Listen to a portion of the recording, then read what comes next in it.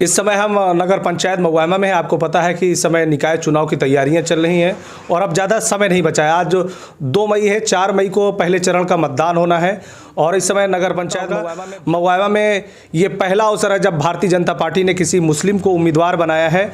और ऐसे में आइए जानने की कोशिश करते हैं कि जो भाजपा के प्रत्याशी आलम है उनका क्या चुनावी एजेंडा है और किस एजेंडे के तहत वो चुनावी मैदान में है। क्या मुद्दे हैं मगवामा के, जिन मुद्दों को लेकर आप इस समय चुनावी मैदान में हैं?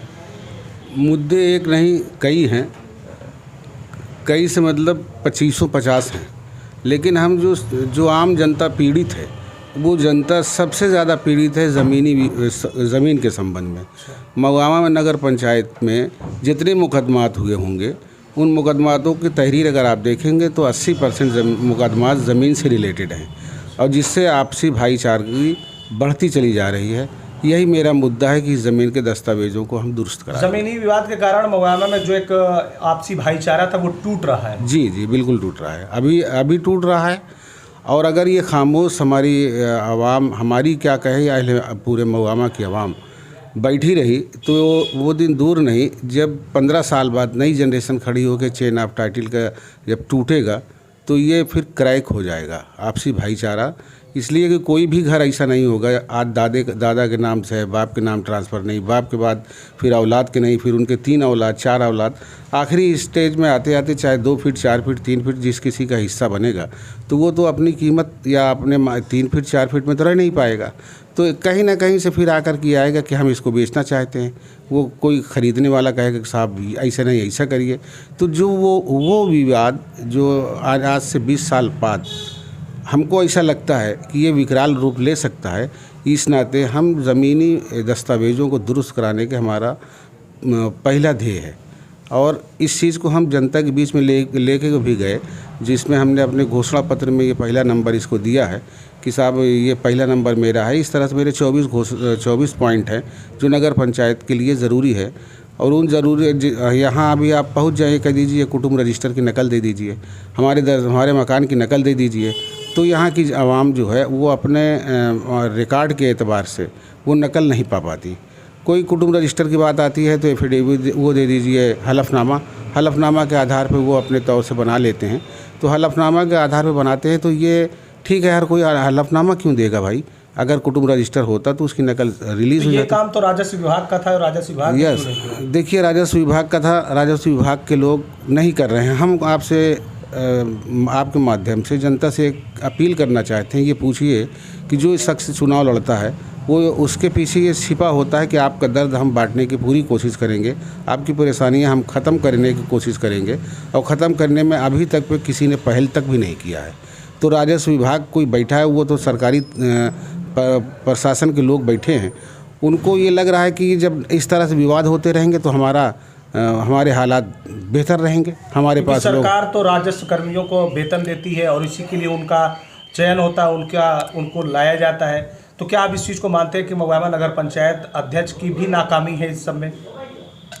अब तक में जितने रहे नाकामी न कह करके आप सीधा ये कहिए कि साहब इसने पहले ही नहीं किया। नाकामी तब होती है जब आदमी कामयाबी की तरफ बढ़े और फिर उसमें कामयाबी ना मिले तो नाकामयाबी की कैटेगरी में चला जाता है।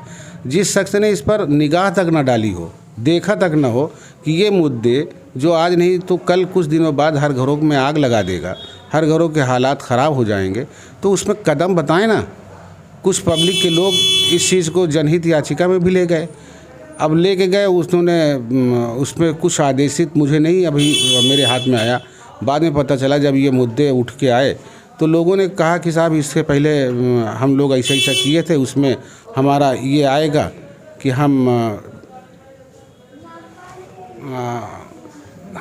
हमारे पास ये है कि ये आदेश आया है कोर्ट से।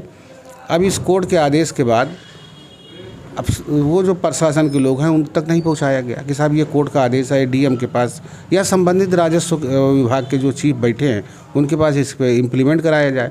वो इम्प्लीमेंट नहीं हो पाया, वो उस पर गए भी नहीं, ना तो खुद से पहल हुई और ना किसी माध्यम के से ये पहल हुई। अब रहा सवाल, मैं आपके चैनल के माध्यम से अपनी बात ये भी रखना चाहता हूँ कि भारतीय जनता पार्टी इस वक्त उत्तर प्रदेश में और दिल्ली में सरकार में है। आपने कहा ये राजस्व की टीम है, और राजस्व अंडर कंट्रोल शासन में होता है।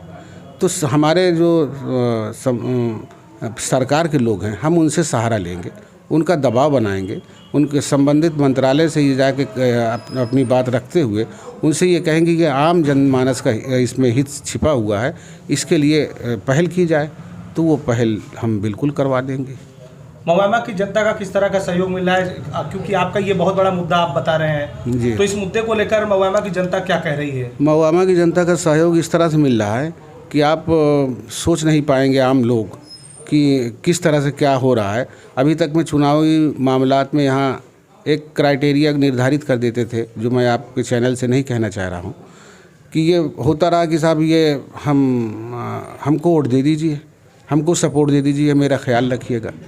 ये 3-4 मुद्दे हैं, अल्फाज हैं, मुद्दे नहीं। अब उन्होंने मुद्दा बनाया हो, हमारे सामने वाले कैंडिडेटों ने 3-4 सवाल है कि साहब बीजेपी को वोट ना दीजिए, क्यों ना दें, ये बाद में सवाल आप पूछ लीजिएगा। बीजेपी को वोट ना दें और मेरा ख्याल रखिएगा, और अब तक में आपने किया, हमने किया है, नल लगवा दिए, पानी, जो भी कुछ उन्होंने किया वो अपनी बात ये कह देते हैं कि साहब मैंने ये किया। मेरा ये सवाल है, जो जब चुन करके कोई आता है तो करता है, उसकी लायबिलिटी तो बनती है। उन्होंने किया, लेकिन अगले 5 साल के लिए मवैमा को किस तरफ ले जाना चाहते हो, ये भी तो एक सवाल है कि साहब ये हम 5 साल के लिए, अब अगर आप हमको चुनाव में लाएंगे, मौका देंगे, तो हमारा मुस्तकबिल मवैमा का मेरे हिसाब से ये दिखाई दे रहा है। हम बीजेपी के ऊपर एक बड़ा आरोप रहा है, जिस तरह से कुछ लोगों का कहना है, विपक्षी दलों का कहना है कि बीजेपी ने मुसलमानों को प्रताड़ित करने का काम किया। इस पे क्या कहेंगे आप? मुसलमानों को प्रताड़ित करने का काम, अब थोड़ी से और पीछे चले जाइए। मैं आपको, जब आप ये सवाल कर रहे हैं तो थोड़ा सा बैक जा रहा हूँ। मैं 1977 से लेकर के अभी इस बीजेपी सरकार के पहले तक इसी ज़मीनी विवाद में कभी कांग्रेस का दौर हुआ है, कभी बहुजन का आया, कभी सपा का आया। बहुत सारे दस्तावेज़ों में हेर फेर की गई, अलाल ऐलान हेर फेर की गई, जो कहते हैं जो गांव में चकबंदी के पीरियड में। अब वो आज एक मुद्दा बनता चला जा रहा है कब्रिस्तान के मामले में। तो अगर आज कहीं ये प्रशासन की त्रुटि होती है तो मुसलमान के दिमाग में ये आता है कि ये हमारे लिए हो रहा है, जबकि हमारे ही मवैमा के 3-4 कब्रिस्तान ऐसे हैं जो सन 77 में यहाँ चकबंदी हो रही थी, उसका दस्तावेज़ उससे पहले उसमें वो दर्ज था, वही जो आज है। कब्रिस्तान दर्ज था, कब्रिस्तान आज है, लेकिन उस बीच में उसमें कोई और नाम डाल दिया। वो कब्रिस्तान का था, ईदगाह का है। जब डाल दिया गया तो लोगों को जानकारी हुई, जब दौड़े। लेकिन इतने पे आप रुक जाइए, ये अगर बीजेपी वहाँ होती या बीजेपी की सरकार होती तो मुसलमान माइंड में कभी ये कर लेता ये सरकार करा रही, जबकि वो सरकार उस वक्त बीजेपी तो कोई मतलब इस कंडीशन में नहीं थी कि सरकार बना ले।